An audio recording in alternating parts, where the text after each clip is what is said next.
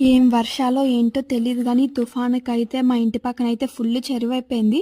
అంత వర్షంలో కూడా మా ఇంటి పక్క పిల్లలైతే ఇంక అలా గందులోకి రాయిలా ఇసురుతున్నారు.